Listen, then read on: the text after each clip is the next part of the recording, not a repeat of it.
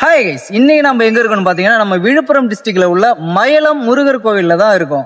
அந்த முருகர் கோவில நம்ம ட்ரோன்ல நம்ம இன்னைக்கு வீடியோ எடுக்க போறோம். வீடியோ எப்படி இருக்குன்னு பார்த்துட்டு கமெண்ட் செக்ஷன்ல கமெண்ட் பண்ணுங்க.